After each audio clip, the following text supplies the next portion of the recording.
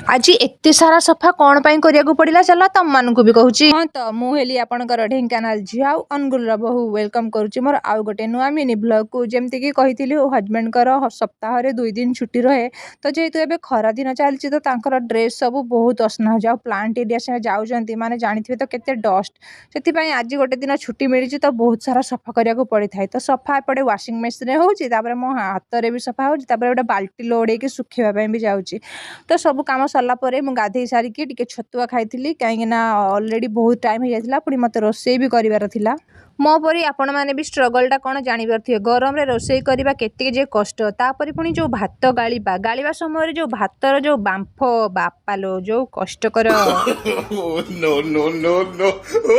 Husband call करके कहले मुझे मटन नौ तुम अदा रसुण छड़े मसलाटा रेडी कर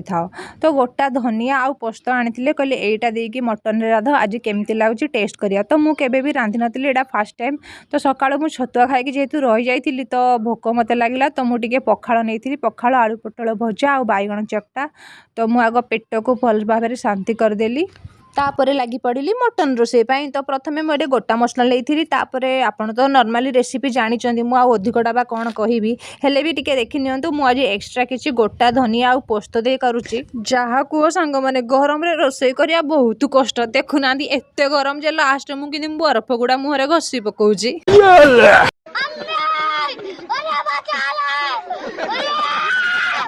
एते सारा परिश्रम पर फाइनाली मोर मटन रोषेटी सरी जाइथिला तापरे मो हजबैंड को खाइबा को देइथिली आज आमे एकाठी खाइना तार कारण हेले एई महाशय तो जेहेतु हजबैंड को देह खराब डॉक्टर मना करिसेंती नॉनवेज खाइबा पई से केवल गोटे पीस ही मटन खाइथिले तो तांको परे मु बसी पड़ी खाइबा पई तो मटनटा जेहेतु आज गोटा धनिया आ पोस्त दे बनैथिली खाइबाटा तो बहुत टेस्टी हेतिला तो एपटे मु मो खाइबा को एंजॉय करछि ता पूर्व आपण माने प्लीज टिके मो वीडियो टी को लाइक शेयर आ सब्सक्राइब कर दियंतु रहउछि नमस्कार।